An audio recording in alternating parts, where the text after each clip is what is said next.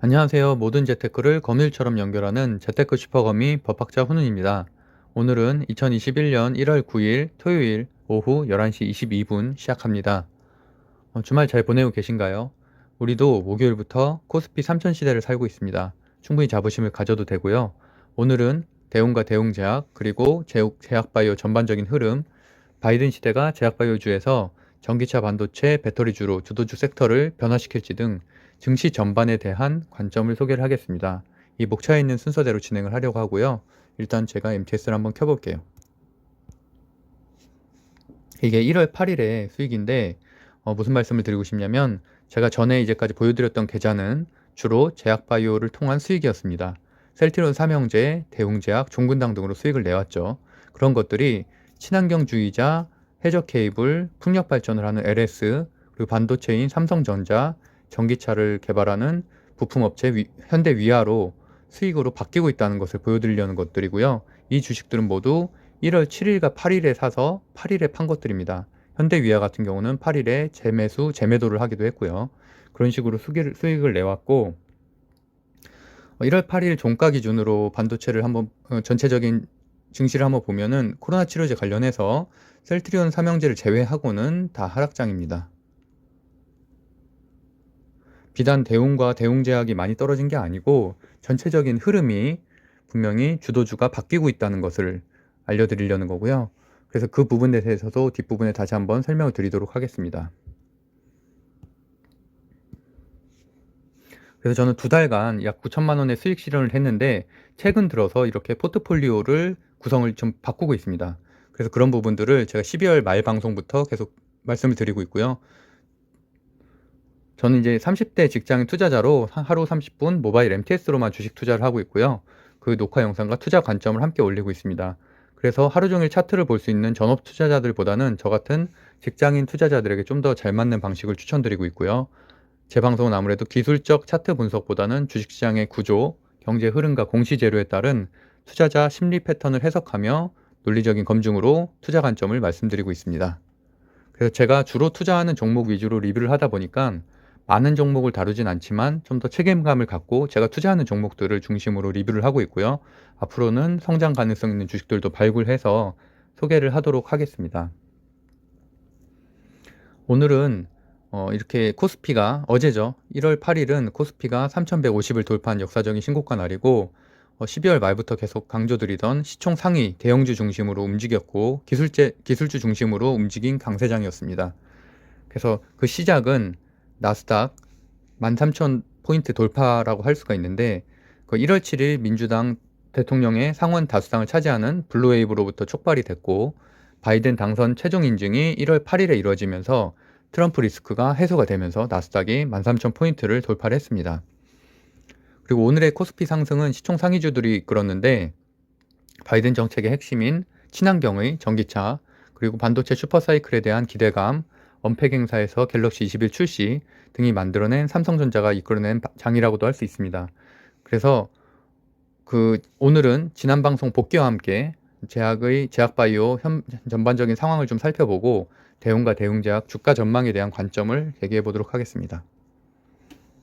첫 번째 주제는 과연 12월 제약바이오주 섹터에서 전기차, 배터리, 반도체 섹터로 이동하냐의 문제인데 제가 지난 1월 4일 방송 현대바이오, 삼성전자, 현대오토에버 주가 전망 편에서 이미 말씀을 드린 바가 한 번 있습니다. 그래서 4일 방송을 통해서 2021년 상반기 주도주는 11월, 12월을 이끌던 코로나 치료제, 바이오 섹터에서 반도체 2차 전지, 전지차 섹터로 이동을 했다. 그리고 백신 투여가 3월달에 시작하면 더더욱 제약바이오 하락세가 시작될 것이다 라는 관점을 말씀드렸었는데 그때 말씀드렸던 유튜브 관점을 한번 마지막 결론을 말씀드릴게요. 제가 지난번부터 계속 말씀을 드리고 있는데 제약바이오 저도 많이 들고 있어요. 많이 들고 있고 셀트리온도 장기 보유할 계획도 있고 다만 코로나 치료제 때문에 급상승한 주식들은 조심을 해야 된다는 얘기거든요. 과거 코로나 이전 시대의 그런 실적들, 재무제표 또는 주가 흐름 이 정도를 보셔야 되는데 결국에는 치료제 개발이 되고 백신 투여가 시작이 되면 제약바이오주에 대한 그동안의 기대감은 많이 빠질 거라고 생각을 하고, 물론 즉 박셀바이오나 이런 것들처럼 개별적인 호재가 있는 것들은 코로나 치료제와 관련 없이 뭐 항암이라든지 NH 세포라든지 NK 세포라든지 뭐 이런 것들은 충분히 여력이 있죠. 상승 여력이 있는데 그거는 뭐 언제나 그랬어요. 언제나 제약바이오주는 그랬었죠. 뭐 신라젠도 마찬가지였고, 이제 그런 것들은 얘기하면 안 되고, 어쨌든 현재는 대세였잖아요. 바이오 그 관련된 상승률이 11월, 12월에 가장 높았단 말이죠. 모든 섹터 중에서. 이제 그런 것들이 주도주 섹터가 이제는 2021년의 초에는 상반기에는 분명히 반도체, 2차 전지, 전기차로 이동할 가능성이 높다고 생각을 합니다. 그래서 어쨌든 제약바이오주 그렇다고 지금 들고 계신 분들도 많을 거잖아요. 저처럼 뭐 대웅제약 일부 물려있는 분들도 있을 거고, 그럼 언제 털어야 되냐라고 고민을 하실 텐데, 어쨌든 코로나 치료제 3상 승인이 이제 러시가 일어날 거라고 저는 생각을 하거든요. 지금 종근당도 좀 있으면 할 거고, 그다음에 대웅도 할 거고, 녹십자도 할 거고, 이제 그때 아무래도 또다시 그래도 아직 제약바이오가 살아있구나라는 반등이 일어나면은 사실은 그때 전 정리를 해야 된다고 생각을 합니다. 뭐 일정 부분 수익 실현했다면은 수익 실현하고, 그리고 뭐 손절도 사실은 좀 고민을 해야 저는 가능하면 손절 얘기를 안 하거든요. 안 하는 편인데, 뭐냐면 다른 데가 워낙 오르니까 이거를 손절로 계속 돈이 묶여 있다 보면은 딴 데 투자를 못 하잖아요. 딴 데는 지금 막 3%, 4%씩 오르는데, 하다못해 삼성전자만 넣어도 하루에 지금 1% 이상씩 상승을 하고 있는 추세인데, 계속 지금 내가 돈 잃은 것만 생각해서 돈을 못 빼고 있다가는, 저도 물론 대웅을 못 빼고 있죠. 근데 그건 사실 손절 폭이 큽니다. 크기 때문에 제가 못 빼고 있는 것 뿐이고, 어쨌든 지금 또는 JP모건 컨퍼런스가 네, 이렇게 이제 관점을 말씀드렸었는데, JP모건 컨퍼런스 같은 경우는 다음 주 월요일부터 시작이죠. 그런 이벤트에서 손절이든 익절이든 탈출을 해야 된다. 아무래도 이렇게 언론의 노출량이 많아지다 보면은 아무래도 제약바이오에 관한 관심사, 그리고 또 셀트리온도 아무래도 조건부 임상 이상에 대한 결과 발표가 13일 앞두고 있죠. 그래서 그렇게 언론의 노출량이 많아지다 보면은 다시 이렇게 상승세로 분위기가 전환이 될 수가 있거든요. 그럴 때 적정한 재료가 터져주면은 대웅이나 대웅제약도 상승을 할 거고, 그럼 그때 정리를 하는 게 저는 현재 관점에서는 맞다고 봅니다. 그래서 어쨌든 우리가 코로나 치료제와 백신으로 프리미엄을 사실 누렸잖아요. 그동안 한 6월 달부터 지금 12월까지 누렸는데, 그런 제약바이오를 제 마음속에서 어느 정도는 내려놓을 준비를 해야 된다고 생각을 합니다. 이게 제 일이 아니라고 막말하는 게 아니라 저 역시 제약바이오를 많이 보유하고 있는데, 그리고 대웅과 대웅제약도 물려 있고요. 하지만 중요한 건 기회비용입니다. 다른 종목들이 5%에서 이렇게 30%씩, 심지어 대형주도 그렇게 오르고 있는데 손절을 두려워해서 그 기회를 놓쳐서는 안 됩니다. 어떤 것들이 오를지는 눈에 다 보이는 것들이잖아요. 현재 아까 말씀드린 전기차, 2차 전지, 반도체는 당연히 1월에는 무조건 상승폭이 있는 것들이란 말이죠. 그래서 그 말씀을 다시 드리려고 하고요. 두 번째 주제로 대웅과 대웅제약 상승 준비는 끝나는데 언제 재료가 뜰까라는 건데, 1월 6일 방송에서도 제가 대웅과 대웅제약 주가 전망 7월 이후에 상승할 수 있다라는 부분에 이렇게 콘텐츠를 찍었는데, 어떤 구독자분이 7일에 대웅제약 주가가 안 올랐다 이렇게 댓글을 주셔서 제가 제 방송 꼼꼼히 안 보신 것 같다, 그렇게 내용을 오해하신 것 같다 그렇게 말씀드렸는데, 제가 6일 방송에 9분 50초부터 보시면 되는데, 거기에 대웅제약이 1월 7일 투자 종목 해제 기준일 이후에 재료가 있으면 상승한다는 내용, 분명히 재료라는 말씀을 전제를 했어요. 당연한 말인데요. 왜냐하면 대웅과 대웅제약은 지난 4일 콘텐츠에도 제가 다뤘었는데, 그때도 대웅이 상승한다고 했고 실제로 5일에 상승을 25% 상승을 했죠. 그게 이유가 단지 경고 종목 해제가 돼서 뿐만이, 대웅이 이제 4일에 경고 종목 해제가 됐잖아요. 근데 그래서 올랐다기보다는 당연히 그때 올랐으니까 이제 빚을 내서 투자를 할 수가 있죠. 증거금 충분히 활용해서 투자를 할 수가 있는 상황이고, 그때 5일에 대웅제약 구충제 재료가 떴어요. 그러면 사실은 대웅제약 재료인데 대웅이 25% 상승했고 대웅은 10%밖에 못 올랐어요. 왜냐면 빚을 못 내니까. 더 투자를 하고 싶어도 돈이 없어요. 현금밖에 안 되니까. 그래서 상승폭이 적었다는 거고, 그게 이제 대웅제약도 1월 8일에 경고 종목에서 해제가 되었기 때문에 이제는 신용미수금 다 사용할 수 있으니까 충분히 올라갈 수 있다. 하지만 분명히 재료는 있어야죠. 어떤 작은 거라도. 그러니까 그런 것들이 어쨌든 JP모건 컨퍼런스나 이런 제약바이오 흐름으로 좀 변했을 때 그때 터져주면은 뭐 상승폭이 커질 수 있다. 그런 말씀을 드린 거고요. 제가 대웅제약도 어차피 1월 15일에 다시 대웅도 투자 경고 종목으로 다시 재지정되죠. 그 전에 가능하면 월화수의 재료가 나오면 베스트다라는 말씀도 드렸습니다. 그리고 현대바이오에 대한 관점도 그 당시 말씀드렸었는데 1월 4일 종가가 높아서 경고 종목 해제가 안 됐어요. 그 이후에도 특별한 재료도 없고, 그리고 뭐 제약바이오도 사실은 지금 뭐 전기차나 이런 데 밀리고 있고 주도주 섹터도, 그러다 보니까 그 당시에도 횡보장 내지는 뭐 조정장이 계속될 거라고 말씀드렸는데 실제로 그렇게 계속되고 있죠.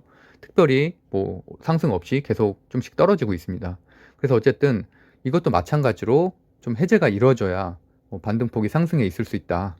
반면 대웅제약의 주가는 구충제 재료로 같은 날에 25%가 상승을 했었죠. 그래서 어쨌든 대웅과 현바가 하한가 시점도 같고 비슷한 추세로 움직이고 있는데, 그래서 이제 많은 분들이 몰려 있을 텐데 다들 이제 반등으로 탈출하시길 바랍니다. 저도 뭐 그렇게 당연히 되길 원하고 있어요. 그리고 1월 6일 방송에 막바지에 다뤘던 삼성제약에 대해서 잠깐 보면은, 일단 시총은 6,600억짜리고 방송 끝부분에 주식 투자의 5원칙을 말씀드리면서 비판적 검색을 말씀드렸었죠. 그때 1월 6일에 상한가를 쳤던 삼성제약도 다뤘었는데, 아무래도 재료 대비 프리미엄이 좀 높게 형성된 경향이 있다. 그래서 상한가 재료였던 코로나 바이러스를 뭐 48시간 안에 죽인다는 구충제 이거였죠. 이버맥틴. 근데 그게 2020년 4월 6일자 재료의 재탕이다 사실은. 그래서 그런 부분도 최소한 알고는 투자해라. 물론 알고서 들어가신 분들도 당연히 있겠지만, 그리고 현재 어쨌든 불성실 공시법인으로 지정받은 12월 달에 받은 이력이 있고, 그리고 소수계좌 매수관여 과다 종목으로 지정돼 있어서 이게 1월 5일자 공시예요. 그러다 보니까 특히나 주식 입문자들은 리스크 발생 시에 대응이 어렵잖아요. 그러니까 피하는 게 좋겠다라는 의견도 드렸었습니다. 그 이후에 1월 7일에는 8부터 상승하고 8일에 0.85% 하락을 했는데, 조정이라기보다도 그 이유가 1월 6일 종가보다 1월 8일의 종가가 40% 이상 높으면 매매 정지 1일 페널티 받거든요. 그래서 그것 때문에 일정 부분은 일부러 좀 피한, 그래서 이제 조정을 준. 그 대신에 이제 월요일이 되면은 아무래도 상승할 가능성은 더 있겠죠. 그 대신에 조심해야 될 거는, 이렇게 현재 과열 종목 지정되어 있고 증거금 100%만 투자 가능한 종목들, 또 시총이 이렇게 작은 것들은 세력이 적은 돈으로도 주가를 띄울 수 있어요. 그러다 보니까 띄우고 나서 개미들이 조정 왔다고 달려들면은 그때 이제 수익 실현으로 다 털어내죠. 그래서 이제 좀 추매 같은 경우는 좀 조심해야 된다는 견해를 말씀드리고요. 그다음에 셀트리온이 1월 8일에 아까 MTS 보여드린 것처럼 상당히 많이 상승을 했죠. 그래서 오랜만에 상승을 했는데 이게 반등인지 과연 뭐 다시 흐름이 바뀐 건지, 거기에 대한 제 생각을 간단하게 말씀드리겠습니다. 셀트리온은 뭐 제가 그동안에도 많이 콘텐츠로 다뤄왔던 것들인데 왜 상승을 했을까를 좀 생각을 해봤습니다. 그래서 분석을 해봤는데, 아무래도 1월 8일은 제약바이오주의 무덤 속이었죠. 무덤이었는데 셀트리온만 올랐어요. 셀트리온 헬스케어가 5.3%, 셀트리온이 2.6%, 그리고 셀트리온 제약이 2.4%나 상승을 했는데, 코로나 치료제 관련주들인 대웅제약, 종근당, 현대바이오, 녹십자, 신풍까지 다 하락을 했는데 왜 이것만 올랐나? 일단 셀트리온은 시총 49조죠. 그래서 사실은 앞서 말씀드린 종목들하고는 비교가 좀 되지 않습니다. 우리나라 시총 9위의 대형주고요. 그 다음에 지난달 주가 상승했을 때는 한참 상승했을 때는 60조까지도 갔어요. 그래서 6위까지도 했었고, 코로나 치료제 말고도 매출 규모가 상당하고 호재도 많습니다. 다양하고요. 그리고 사상 최대 실적이 이제 2020년 4분기 실적이 이제 좀 있으면 발표가 되죠. 그런 것에 대한 기대감도 당연히 주가에 반영될 수 있고, 저도 다른 제약주를 보유하고 있지만 현대바이오, 그러니까 바이오로직스, 삼성 바이오로직스가 시총 55조죠. 바이오로직스 외에는 사실은 비교 대상으로는 적절하진 않다고 저는 생각을 합니다. 그리고 뭐 셀트리온도 헬스케어도 시총 24조, 그리고 제약도 시총 7조죠. 그리고 이제 이런 것들도 합병에 대한 움직임이 오래 가시화된다는 말들이 있어서 코스피로 옮길 수 있는 그런 뭐 가능성들도 점쳐지고 있고요. 그래서 어쨌든 다른 제약 바이오들과는 다르게 움직일 수 충분히 있다는 것. 그래서 그런 것들은 좀 아셔야 될 것 같고요. 그리고 셀트리온은 코로나 치료제 관한 일정으로 1월 13일에 하이원 신약 개발 심포지아에서 임상 이상 데이터를 발표하기로 했죠. 근데 사실 우리가 대웅제약을 겪어봤잖아요. 그때 시장 기대치에 미치지 못하면은 하한가를 맞은 경험이 있기 때문에 그런 공포감도 있어서 어느 정도는 사실은 식약처 승인 이후에도, 식약처 조건부 허가 신청 이후에도 어느 정도 계속 하락세에 있었는데, 그러다가 이제 오늘 왜 상승했냐라고 이제 보니까, 물론 지금 현재는 대형주가 좀 움직이는 증시 형태가 보이기도 했지만 1월 8일에 이게 있었죠. 국회에서 열린 긴급 현안 질문에서 김성주 더불어민주당 의원이 정은경 질병관리청장에게 질문을 했어요. 관련해서. 그래서 그 답변이 나왔는데, 셀트리온 항체 치료제가 거기에 대해서 좀 긍정적인 답변을 했고요. 발표 후에 아무래도 이렇게 상승을 했는데, 그 내용을 간단하게 보면은 2월에 조건부 승인 결과가 나온다. 뭐 결과죠. 이거는 결과가 나오는 거니까 뭐 특별한 말은 아니고, 항체 치료제는 경증 환자가 중증으로 되는 걸 막아준다. 그리고 다음 문장이, 지금 아래쪽엔 잘 안 나왔는데 다음 문장이 중요한데, 생활치료센터에서도 투약이 가능한 체계를 만드는 부분을 준비할 필요가 있고 검토하고 있다.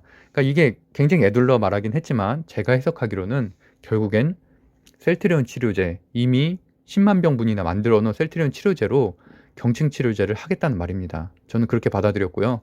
어쨌든 이 발표 이후에 상승을 하기 시작을 했죠. 그리고 현재 코로나 치료제 개발 제약사들입니다.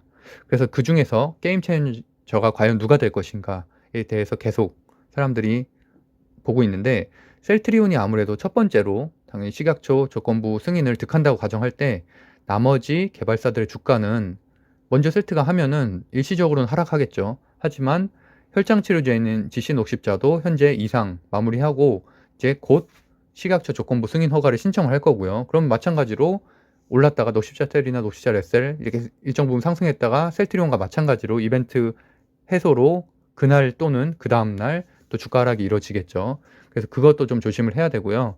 그 다음에 그나마 대웅에게 좀 희망적인 거는, 항체 치료제나 혈장 치료제는 주사제잖아요. 근데 대웅이 개발 중인 호이스타정이나 신풍제약이 개발 중인 피라믹스는 경구용 약이라 겹치지는 않습니다. 그래서 수요층도 다르고 뭐 증증이나 이런 것들도 달라서 가격대도 또 저렴한 편이죠. 그래서 정부의 의지와 관계없이 주사제에 비해서 쉽게 통용할 수 있고 유통될 수 있는 부분은 긍정적이라는 것.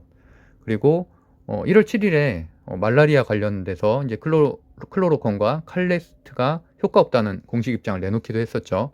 그래서 어쨌든 K 방역 관련해서도 이런 이렇게 백신 관련해서도 사이트를 만들기도 했으니까 거기에서 좀 더 구체적인 정보를 얻을 수 있을 것 같고요. 그럼 대웅과 대웅제약 주가 전망을 한번 보겠는데, 제가 1월 6일에 방송에 말씀드린 대로 어쨌든 대웅은 1월 4일에 투자 경고 종목이 해제가 됐고, 대웅제약이 1월 8일에 경고 해제가 됐으니까 투자에 대한 제한은 없어진 최상의 상황이라고 볼 수 있죠. 즉, 맘 놓고 상한가까지도 갈 수 있는 상황이에요.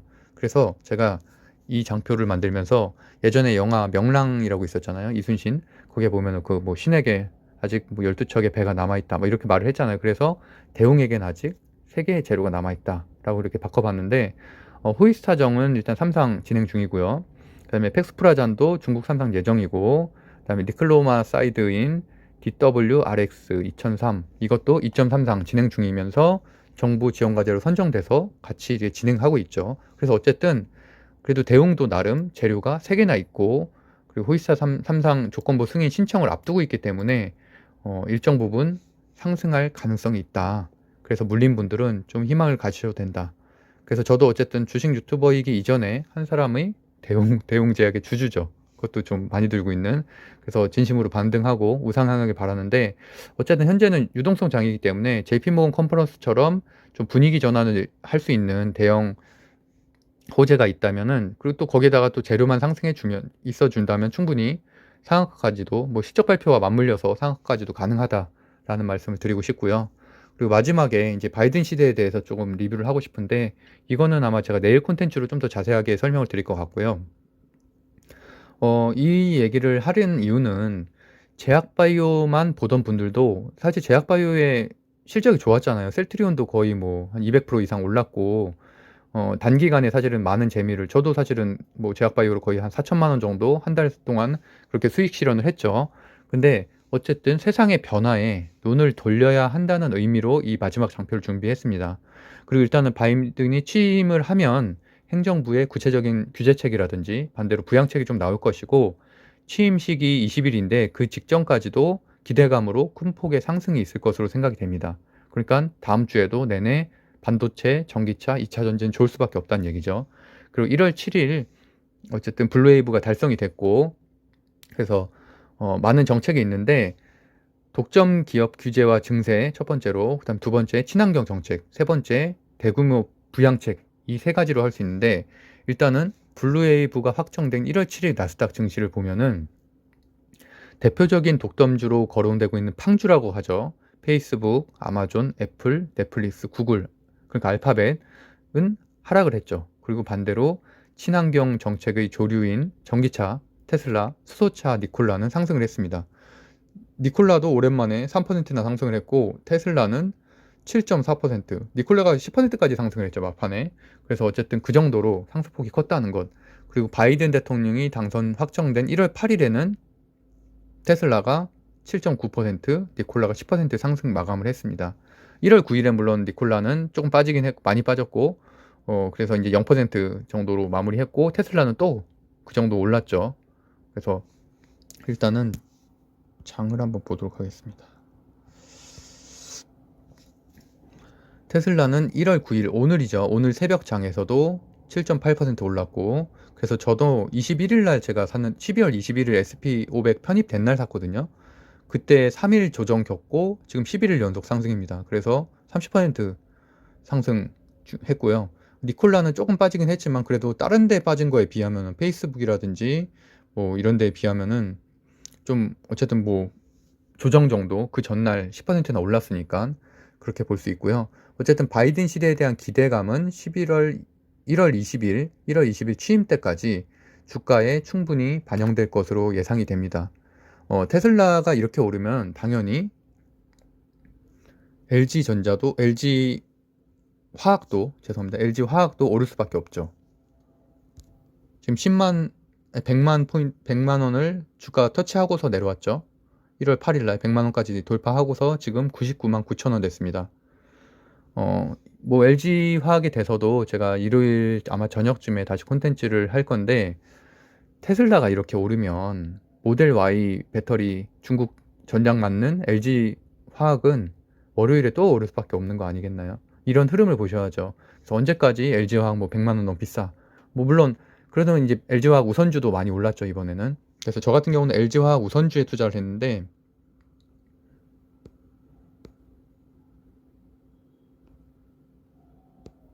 2차 전지, LG화학 우선주가 10% 상승을 했죠.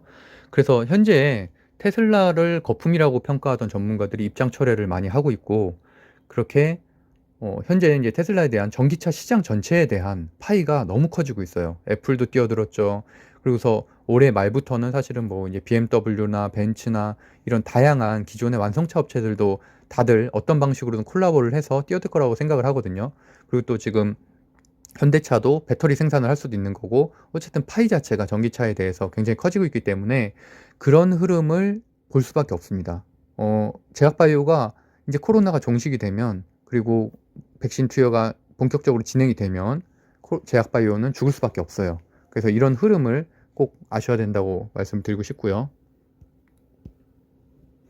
현대차는 뭐 1월 8일에 어떻게 보면 주인공이니까 간단하게만 보고 가면은, 애플과 협업 추진 소식이 아침에 기사로 뜨면서부터 이제 상승을 시작했고, 아무래도 테슬라를 필두로 전 영역으로 성장을 하고 있죠. 그러면서 기존 내연기관차들이 경쟁을 심화하고 있는데, 아무래도 21일 날 S&P 500에 편입된, 테슬라가 편입된 21일에 애플이 전기 시장에 뛰어들었고, 그러면서도 아무래도 LG전자나 뭐 LG전자도 이제 마그나와 조인트벤처 설립하고 이러면서 뭐 어쨌든 전기차 전반 우리나라에도 많은 상승을 가져오고 있는데, 8일자에는 당연히 현대차가 주인공이었고요.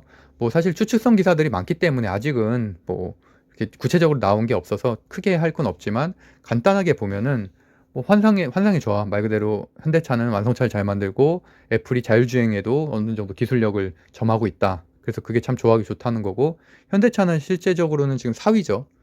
전기차 판매 4위고, 그리고 아이오닉이나 이런 것들도 이제 곧 신모델을 출시하기로 앞두고 있고, 그래서 굉장히 좋은 시점이고, 그런 거기에다가 또 배터리 생산도 준비하고 있다는 말들이 좀 나오고 있어서, 실제로 현대차가 배터리 생산을 발표를 한다면은 주가는 정말 뭐 상한가 당연히 가죠. 그래서 어쨌든 이 부분에 대해서 좀 부담스러움을 느꼈는지 1월 8일 11시 43분에 공시를 통해서 일단은 입장은 유보를 했고요. 그래서 뭐 장초부터 많이 오르긴 했어요. 현대차, 현대위아, 오토에버, 모비스 다 많이 올랐는데 20%에서 25%까지 상승을 했죠. 그러다가 이제 11시에 공시를 하면서 여기 보면은 다수의 기업으로부터 자율주행 전기차 관련 공동개발 협력 요청을 받았지만 초기 단계로 결정된 게 없다라고, 그래도 뭐 이미 흐름은 올라탔죠. 올라타서 그래서 저 같은 경우도 현대위아를 이틀 전인 6일에, 이미 상한가 이후였어요. 그때도 6일에 투자를 해서 8일에 1,000만 원 수익 실현을 했고, 뭐 2번 매수를 했는데 그 부분에 대해서도 제가 MTS를 한번 다시 콘텐츠로 한번 만들도록 하고요. 어쨌든 전기차 시대가 오고 있음을 작년부터 느꼈어요, 저도. 그래서 내가 살 때가 가장 쌀 때, 제가 항상 느끼는 투자 관점이거든요. 그 남들과 비교하면 삼성전자 뭐 6만 원에 샀네, 7만 원에 샀니, 이런 얘기하면 평생 못 사요. 그러니까 지금 시점에서 상승력이 더 있는, 또 믿을 수 있는 기업을 사는 게 직장인으로서는 최선이라고 생각을 합니다. 우리가 주가 차트를 계속 볼 수 있고 위기에 대응할 수 있는 게 아니잖아요. 그러면 사실 테마주는 어렵다고 생각을 하거든요. 그러다 보면 당연히 떨어져도, 아무리 떨어져도 2, 3% 떨어지고, 오를 땐 이렇게 5%까지도 오를 수 있는 시총 큰 상위 기업을 사는 게 맞다고 보고, 물론 시총 1위냐 2위냐 이제 이런 것들은 좀 더 1위, 3위, 1, 2, 3위까지는 좀 더 비교를 해보면서 호재가 좀 더 있는 곳들, 상승력이 좀 더 많이 남아있는 것들을 투자를 해야 되고요. 어쨌든 현대차는 그렇게 오를 수밖에 없다. 그리고 아직도 상대적으로 좀 많이 저평가되어 있다. 그렇게 말씀을 드리고 싶습니다. 그래서 저도 이렇게 현대위아나 삼성전자도 다시 재매수를 했어요. 이렇게 다시 팔았지만 LS도 다시 재매수를 했고요. 그래서 다음 주에 상승하게 되면은 LS 같은 경우는 바이든 취임식 전후로 해서 당연히 오를 가능성이 있고, 삼성전자도 갤럭시 21 언팩 행사가 남아 있고, 현대자동차는 당연히 이번에 이 애플에 대한 내용이 한 달 안에는 결과 준다고 했기 때문에 사람들이 한 달 동안 계속 기대감이 부풀어 있는 거죠. 그래서 중간중간에 이벤트가 발생하면 또 오를 거고요. 네, 그렇게 말씀드렸고, 내일은 LG화학에 대해서 좀 말씀드리고 싶은데, LG화학과 LG화학 우선주에서도 좀 말씀드리고 싶어요. 저는 일단 우선주를 보유를 하고 있고, LG화학도 많은 증권사에서 120만 원 이상으로 목표 주가를 수정하기도 했죠. 어쨌든 테슬라가 최근에 계속 고공행진이고, 그에 대적하는 애플 현대차 조합, 그리고 또 LG 마그나 조합, 그러니까 사실은 외연이 굉장히 확대되고 있잖아요. 그러다 보니까 뭐 다임러나 포드, 벤츠, BMW 이런 것들도 다 이제 공격적으로 좀 뛰어들 것이고, 결국에는 배터리사의 판매량이 급증할 수밖에 없죠. 실적이 더 좋을 수밖에 없어요. 작년에는 사실 뭐 공장이 불나고 이러면서 조금 4분기는 떨어지긴 했지만, 어쨌든 LG화학 외에도 삼성 SDI나 SK 이노베이션 이 세 곳을 비싸다고 주저할 게 아니라 사야 됩니다. 사야 돼서 그 중에서 어떤 걸 살지는 좀 고민을 해봐야 되죠. 저는 사실은 LG화학 우선주와 삼성 SDI를 선택을 했어요. 그리고 SK 이노베이션도 물론 많이 상승을 하고 있습니다. 그래서 어쨌든 LG화학은 전거래일보다도 한 3% 상승한 99%의 99만 원의 마감을 됐고, 100만 화학도 달성을 했었죠. 그래서 일단 3월과 비교를 하면 310% 넘게 오르긴 했는데, 그래도 연일 신고가를 경신하고 있어서 어쨌든 그렇게 생각을 하고 있습니다. 그리고 마지막 장표는 제 투자 포트폴리오인데, 현재 제가 지금 보유하고 있는 것 중에서 대웅과 대웅제약만 아직 회복이 안 되고 있어요. 그래서 다른 건 다 많이 올랐는데, 그래서 어쨌든 저도 이제 12월 달에 MTS 사실 사용법을 잘 몰라서 초기에 시초가 걸어놨다가 최고가로 물려 있는데, 물린 분들은 저를 보고 좀 위로를 받으셨으면 좋겠습니다. 저보다 더 고가에 사신 분은 없거든요. 그래서 어쨌든 저도 지금 한 2천만 원 정도 손실을 내고 있고, 그래서 그거 제외하고도 뭐 나름 7천만 원 정도는 수익 실현을 했으니까 현재는 좀 더 상승 반등할 때 그때 정리를 하려고 하고요. 그래서 어쨌든 대웅제약과 대웅 뭐또 투자 경고 정보 해제가 됐으니까 신용 투자의 여력이 충분하고, JP모건 컨퍼런스가 열리면 아무래도 노출량이 많아지기 때문에 그런 분위기가 제약바이오 쪽으로 옮겼을 때 대웅제약이 재료 하나 터트리면은 끝입니다. 이제 그렇게 생각을 하고요. 어쨌든 그렇다 쳐도 3월 백신 투약 전에는 결정을 하시는 게 나을 거란, 이미 사실은 코로나 이전에 대웅 주가를 잘 아시잖아요. 2만 원대였던데 지금 많이 오른 거는 다들 아실 거예요. 6만 원대면 3배, 그것만 해도 벌써 3배잖아요. 그러니까 아무리 유동성이라고 해도 한계는 있으니까 하여튼 적정한 시점을 정해서 물려진 분들은 좀 하고, 추매를 생각하시는 분들은 사실은 지금부터도 더 오를 거는 당연한 얘기잖아요. 뭐 어쨌든 그런 이벤트라든지 삼상 신청이라든지 이런 이벤트들도 있으니까 추매는 저는 충분히 가능하다고 생각합니다. 다만 고가로 물린 분들은 그때 정리를 하는 게 낫지 않겠나라는 것, 꼭 기회비용을 생각하시면 좋겠다는 말씀을 마무리로 드리겠습니다. 그래서 제가 운영하고 있는 네이버 카페 젊은 부자들은 20대, 30대가 주로 있는 커뮤니티고요.